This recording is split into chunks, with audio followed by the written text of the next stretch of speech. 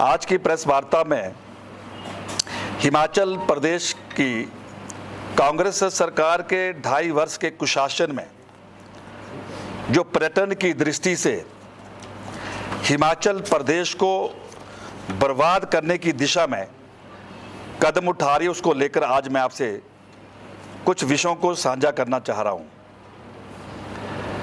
मित्रों, आप सब ने छापा भी और हम सब ने पढ़ा भी है कि हिमाचल प्रदेश की सरकार पर्यटन निगम के अंतर्गत 14 ऐसे होटल जिनको अपने चहेतों को जो है एक योजना पूर्वक जो है वो बेचने का प्रयास कर रही है। और वास्तव में ये होटल का विषय नहीं है, ये हमारे हिमाचल प्रदेश की पर्यटन की दृष्टि से एक धरोहर भी है और हिमाचल की सरकार इसको अपने चहेतों को खुश करने के लिए पूरी तरह आतुर दिखाई दे रही है।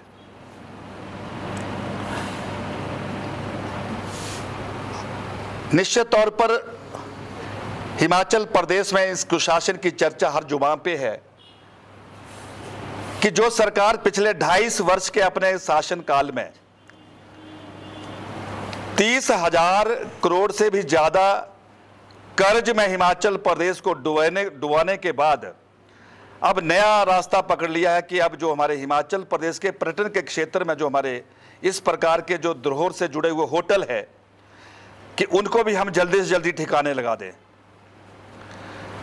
और मुझे याद है कि जब भारतीय जनता पार्टी की सरकार थी तो उसमें एक चर्चा जरूर शुरू हुई, लेकिन चर्चा ही हुई थी और उस समय के नेता प्रतिपक्ष और वर्तमान में प्रदेश के माननीय उप मुख्यमंत्री श्रीमान मुकेश अग्निहोत्री जी ने इस विषय पर बहुत आक्रामक रूप से अपनी प्रतिक्रिया व्यक्त की कि हिमाचल प्रदेश ऑन सेल हो रहा है। आज मैं इस प्रेस वार्ता के माध्यम से एक एक करके सभी अपने विषयों को हिमाचल की सरकार के सम्मुख आपके माध्यम से रखने का प्रयास करूंगा। हम सब जानते हैं कि प्रारंभ में हिमाचल प्रदेश पर्यटन की दृष्टि से उतना विकसित नहीं था। यहां पर हिमाचल प्रदेश में जो पर्यटक आते थे उनको वो सुरक्षित व्यवस्था नहीं मिलती थी। अगर ये प्रयास हुआ तो हिमाचल प्रदेश पर्यटन विभाग के निगम के अंतर्गत ऐसे रमणीक स्थल जो थे उनको चिन्हित किया कि कहां इस प्रकार के होटलों का निर्माण किया जा सकता है ताकि देश और प्रदेश से बाहर से आने वाला पर्यटक हिमाचल प्रदेश की उस सुंदरता को देख पाए और सुरक्षित महसूस कर पाए। और ये चिंतन और मंथन नहीं हुआ, लेकिन अनेकों ऐसे होटलों का निर्माण भी हुआ। चाहे हिमाचल प्रदेश में जो भी सरकार आई हो, उन्होंने इस विषय को लेकर हमेशा रचनात्मक कदम बढ़ाने का प्रयास किया। मुझे याद है कि जब पूर्व मुख्यमंत्री श्री वीरभद्र सिंह जी जब शीतकालीन प्रवास के अवसर पर हिमाचल के निचले क्षेत्रों में जनता से मिलने आते थे तो उन्होंने उस समय जो हमारा एक पर्यटन की दृष्टि से एक बहुत ऐतिहासिक स्थान है कश्मीर हाउस, उन्होंने वहां पर अपना आवास भी और अपना कार्यालय भी स्थापित किया था और वहीं से वो सरकार भी चलाते थे। लेकिन जब वर्ष 1998 में हिमाचल प्रदेश के मुख्यमंत्री प्रोफेसर प्रेम कुमार धूमल जी बने तो उन्होंने फिर उस पर्यटन से जुड़े उस होटल की धरोहर को वो मान्यता देने के लिए, वो दर्जा देने के लिए यह फैसला किया कि कश्मीर हाउस जो है वो पर्यटकों के लिए ही रहेगा।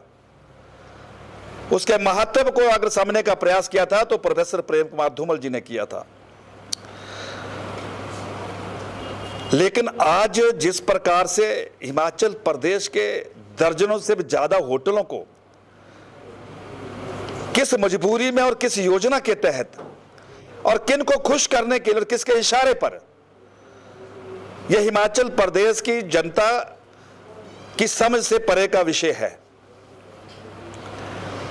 हम सब जानते हैं कि इसी जिला के अंतर्गत मित्रों, नगरोटा के हमारे माननीय विधायक श्री आर.एस. बाली जी को पर्यटन की दृष्टि से विकसित ये हमारा हिमाचल हो, पर्यटन की दृष्टि से हिमाचल की तस्वीर और तकदीर बदल जाए, इसकी जिम्मेदारी एक नौजवान कांग्रेस के नेता के कंधों पर थमाई थी। और हमें भी अच्छा लगा कि निश्चित तौर पर उनका जो बैकग्राउंड है, उनका जो विजन है, निश्चित तौर पर इसका इस क्षेत्र में लाभ ही होगा। लेकिन कितना बड़ा इस सरकार का दुर्भाग्य है, एक तरफ वो कैबिनेट मंत्री का दर्जा देकर उनको एचपीटीडीसी का चेयरमैन नियुक्त करते हैं और उसके बाद उनको भी ये जानकारी नहीं है कि उनके अंतर्गत 14 ऐसे निगम के जो होटल है वो कैबिनेट में डिस्कस हो रहे हैं। तो एक तरफ कैबिनेट में वही माननीय पूर्व मुख्यमंत्री, माननीय मुख्यमंत्री और उनकी कैबिनेट के लोग ठहाके लगाकर ऐसे होटलों को निजी सेक्टर में देने की जो चर्चा करते हैं, और दूसरी तरफ एचपीटीडीसी के जो चेयरमैन जिनका कैबिनेट रैंक है, उनको इस बात का इल्म नहीं है, जानकारी भी नहीं है। तो कैसी सरकार है, क्या कर रही है सरकार? क्या ये मैं कह नहीं सकता हूं कि स्वयं इस दिशा में सरकार की जगहंसाई हो रही है? उसी सरकार के जो इस विभाग के, इस निगम के जो कैबिनेट रैंक के जो चेयरमैन है, वो कह रहे हैं कि मुझे जानकारी नहीं है। अगर ऐसा विचार सरकार कर रही है तो उस पर रिव्यू दोबारा से विचार किया जाए। मैं अपने छोटे भाई श्री आर.एस. बाली जी को कहना चाहता हूं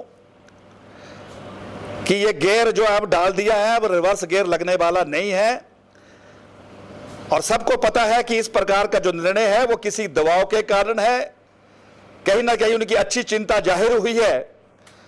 तो बेचारे फिर हमारे छोटे भाई आर.एस. बाली के रिव्यू पर कौन चिंता करेगा, कौन उस पर विचार करेगा?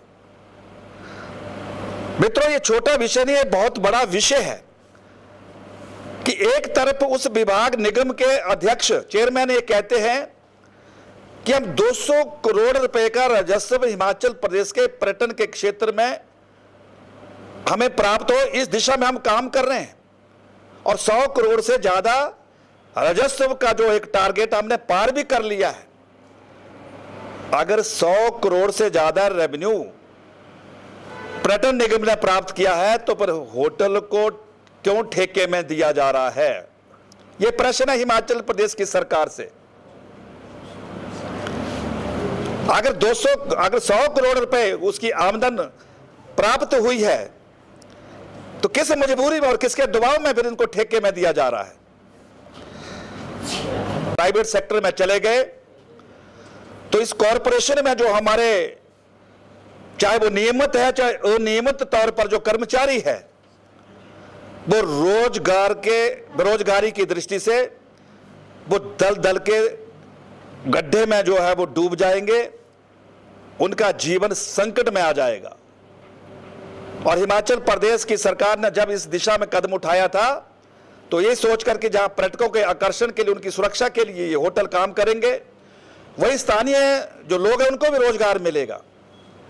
और अगर ऐसा हो गया कहीं तो पर्यटन की दृष्टि से भी इस व्यवसाय में जो है एक बहुत बड़ी गिरावट आएगी। कि पहले तो जब पर्यटक आता तो ये सोचता भी गवर्नमेंट की होटल है, सुरक्षा की दृष्टि से बेहतर है, तो अपने यहां पर आने का प्रवास और कार्यक्रम बनाते थे। और ये अगर 14 गए तो उसके बाद अगली किस्त भी निकल जाएगी, क्योंकि इनको चस्का लग जाएगा। जब इनको पता कि हमारी चिंता अच्छी हो रही है तो फिर ये नहीं देखेंगे कि किसका रोजगार जा रहा है और किसका व्यवसाय डूब रहा है। क्योंकि हिमाचल प्रदेश की सरकार सत्ता में के नशे में इतनी डूब गई है कि जैसे लगता है कि आजीवन भर के लिए हिमाचल प्रदेश की सत्ता में रहने वाले हैं। और आज मैं कहना भी चाहता हूं कि माननीय मुख्यमंत्री जी, आप कांगड़ा को पर्यटन का हब बनाना चाहते हैं, पर्यटन की राजधानी बनाना चाहते हैं, लेकिन ये कौन सा मॉडल है आपका? पिछले दिनों आपने पर्यटन के मुख्य कार्यालय को कांगड़ा में शिफ्ट करने का निर्णय लिया। आज इतने वक्त बीत जाने के बावजूद भी उस दिशा में क्या हुआ ये हिमाचल की जनता को अब तक इसका पता नहीं। आपके निर्णय होते कैसे, उस पर कार्रवाई क्या होती है। लेकिन वो दफ्तर तो शिफ्ट हुए नहीं, लेकिन इतनी आपने तेजी पकड़ ली कि जो आपको चिंता करने वाले कुछ ऐसे चहेते, कुछ आपके अपने निजी लोग आपको दिखाई नजर आने लगे, आपने तुरंत कैबिनेट में इसकी चर्चा शुरू कर दी। और यही नया काम नहीं है माननीय मुख्यमंत्री जी, आप कांगड़ा के लोगों को इस प्रकार से जो छल रहे हैं, ये कांगड़ा के लोगों के दिल में बहुत बड़ा आक्रोश है। आपने एक बार नहीं अनेकों बार, जब से आपको एक चस्का लगा है हिमाचल की सरकारी जमीन को, हिमाचल की सरकारी प्रॉपर्टी को प्राइवेट सेक्टर में धकेलने के लिए, हिमाचल प्रदेश के लोग आपको कभी माफ करने वाले नहीं हैं। यहां से 40 किलोमीटर दूर हिमाचल प्रदेश का इकलौता कृषि विश्वविद्यालय, जहां पर हिमाचल प्रदेश के किसानों की आस्था जुड़ी हुई है। हजारों वैज्ञानिक वहां से निकलकर देश और विदेश में अपनी सेवाएं दे रहे हैं। जिस यूनिवर्सिटी के लिए पिछले लंबे समय से एक संघर्ष हो रहा कि इसको सेंट्रल कृषि विश्वविद्यालय का दर्जा मिले, जब आप दुबई में गए और दुबई के आपके मित्रचारा में जब ये बातचीत हुई कि हमें भूमि चाहिए, अच्छी भूमि चाहिए, और उसमें क्या डील हुई, क्या गोलमाल हुआ, मैं आज प्रेस में नहीं कहना चाहता हूं, लेकिन जनता सब कुछ जानती है। और आपने उस शिक्षा के मंदिर पर टूरिज्म बिजनेस की आड़ में आगे बढ़कर आपने उस जमीन को भी हथियाने का प्रयास किया। 250 कनाल करोड़ों रुपए की भूमि कौड़ियों के भाव पे लीज पर, और किसके लिए दी जा रही थी। आप एक तरफ टूरिज्म बिल बनाने की बात करते हैं, एक तरफ आप कांगड़ा को पर्यटन की राजधानी बनाना चाहते हैं, और दूसरी तरफ आप हमारे जो पर्यटन के जो होटल है उनको अपने चेतों को दे रहे हैं। इसके पीछे बहुत बड़ी साजिश है, लेकिन यह साजिश कामयाब नहीं होगी। मैं इसलिए कहना चाहता हूं मित्रों कि वहां पर इस विषय को लेकर, कृषि विश्वविद्यालय के उस जमीन को लेकर वहां की स्थानीय जनता ने विरोध किया, वहां के छात्र संगठन ने विरोध किया, वहां के प्राध्यापकों ने विरोध किया। और यही नहीं, सुक्खू सरकार में जो कृषि मंत्री है चौधरी चंद्र कुमार जी, उन्होंने इसका कड़ा विरोध किया कि मैं इस निर्णय के विरुद्ध हूं। लेकिन माननीय मुख्यमंत्री जी, आप बताएं उसके बावजूद क्या मजबूरी है आपकी। आपने जिद पकड़ ली कि नहीं, मुझे वो 250 कनाल चाहिए। ऐसा किसका दबाव है? दबाव हम जानते हैं किसका दबाव है, और इसके पीछे कितनी बड़ी चिंता है हम सबको मालूम है। लेकिन जब इनकी जिद इस प्रकार से सामने प्रकट हुई, तो मजबूरन किसान, हमारे जो यूनिवर्सिटी के जो लोग थे, उनको हाई कोर्ट में जाने पर मजबूर होना पड़ा, और उनकी उस कारगुजारी पर माननीय उच्च न्यायालय ने स्टे ऑर्डर दे दिया और इनको निर्देश दिया कि ये जो आप कर रहे हैं, जरा इसकी सारी जानकारी माननीय न्यायालय में लेकर आए।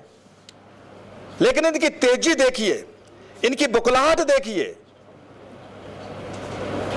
जब इनको लगा कि ये कहीं देरी ना हो जाए, सुक्खू सरकार सीधा सुप्रीम कोर्ट चली गई ताकि वहां से स्टे वेकेट हो जाए।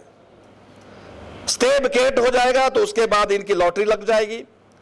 लेकिन मुझे पूरा विश्वास है कि माननीय सर्वोच्च न्यायालय भी किसानों की इस विश्वविद्यालय के प्रति जो आस्था है और कृषि विश्वविद्यालय की जो अपनी एक गरिमा है, उसको लेकर जरूर किसानों के और छात्रों के हित में अपना न्याय पर देंगे, ऐसा मैं मानकर चलता हूं। लेकिन मैं इनकी नीयत बता रहा हूं कि सरकारी भूमि पर कैसी इनकी नजर है। और यही नहीं, एक और इसी ही जिला के अंतर्गत यहां के एक 19 फरवरी 2024 को तत्कालीन शिक्षा मंत्री, केंद्रीय शिक्षा मंत्री प्रकाश जावड़ेकर जी के द्वारा केंद्रीय विश्वविद्यालय की दृष्टि से एक कैंपस का यहां पर भूमि पूजन हुआ था, शिलान्यास हुआ था कि ठीक है, एक सिद्धांत निर्णय हो गया कि कुछ कार्यालय जो है वो देहरा में बनेंगे और कुछ धर्मशाला में बनेंगे। लेकिन केंद्र से जो इस कार्यालय के बनने के लिए जो योगदान था, वो सारी राशि जारी होगी, सारी औपचारिकताएं पूरी हो गई। मात्र प्रदेश की सरकार को 30 करोड़ रुपए यहां पर अपने हिस्से के देने थे। स्थानीय जनता ने इसको लेकर अपनी भावना को भी व्यक्त किया, आंदोलन भी किए, और जो कांग्रेस के इस सरकार में जुड़े हुए प्रतिनिधि उनसे भी आग्रह किया कि कम से कम आप अपने यहां के जो बच्चों के लिए वो लड़ाई भी तो लड़े। लेकिन उसके बावजूद भी मात्र 30 करोड़ रुपए की छोटी सी राशि जो प्रदेश सरकार के हिस्से की थी उसको दिया जाना था, लेकिन जिद के कारण वो नहीं दी।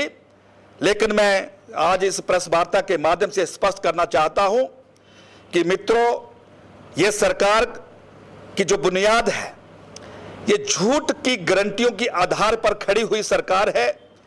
इन्होंने हिमाचल प्रदेश के हर वर्ग को ठगा है, चाहे वो किसान है, चाहे वो मजदूर है, चाहे वो महिला है, चाहे वो युवा है, सबके साथ झूठ बोलकर सत्ता में आने का इन्होंने जो वो प्रयास किया है। लेकिन मैं आज आपके चैनल के माध्यम से स्पष्ट करना चाहता हूं कि इन कृत्यों की इनको सजा मिलेगी, और सजा थोड़ी नहीं मिलेगी। 5 साल की सजा नहीं मिलेगी, 20 साल की सजा मिलेगी, ताकि निकट भविष्य में इस प्रकार की कभी हिम्मत ना कर सके। और जब 20 साल तक सजा मिलेगी तो मैं कह सकता हूं कि इस दल का जो बीज है वो पूरी तरह जो है, उसकी जड़ जो है पूरी तरह बीज नाश हो जाएगी, क्योंकि इन्होंने प्रदेश को बर्बाद करके रख दिया है। इन्होंने प्रदेश को पूरी तरह पीछे धकेल कर रख दिया है। तो आज यही पत्रकारिता के माध्यम से मेरे मन में जो विषय थे उनको आज मैं साझा करना चाहता था। अगर आपके मन में कोई और प्रश्न। हिमाचल प्रदेश की सुक्खू सरकार अपने 2.5 वर्ष के कुशासन में 26,000 करोड़ का कर्ज हिमाचल प्रदेश पर लादने के बाद अब हिमाचल प्रदेश की सरकारी संपत्तियों को भी एक एक करके बेचने पर पूरी तरह आतुर दिखाई दे रही है।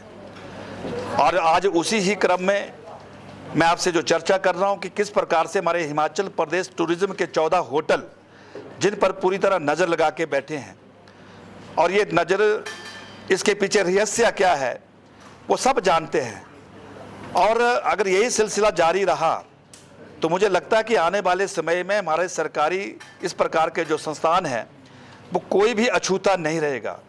अगर हिमाचल प्रदेश के HPTDC के चेयरमैन ये कह रहे हैं कि हमने पिछले दिनों में 100 करोड़ से ज़्यादा राजस्व जो है इसमें प्राप्त किया है, तो फिर किस मजबूरी में इन होटलों को ठेके देने पर विचार किया जा रहा है। और दूसरी रहने की बात यह है कि एक तरफ आपने उनको कैबिनेट मंत्री का रैंक देकर इतनी बड़ी जिम्मेदारी, विश्वास व्यक्त किया है, और दूसरी तरफ उनको विश्वास में लिए बिना आप कैबिनेट में उसकी चर्चा कर रहे हैं। और कैबिनेट में चर्चा करने के उपरांत HPTDC के जो चेयरमैन हैं वो आपसे गुहार लगा रहे हैं कि इस पर दोबारा से विचार किया जाए। तो सरकार लगती है कोई सरकार है कि एक सेक्रेटरी डिपार्टमेंट के उनके माध्यम से कैबिनेट में वो प्रपोजल जाती है, और उसी विभाग के जो चेयरमैन है जिनका कैबिनेट रैंक है उनको जानकारी नहीं है। तो इस प्रकार की जो कुशासन की व्यवस्था है सुक्खू सरकार की, वो लगातार पिछले 2.5 वर्षों से लगातार देख रहे हैं।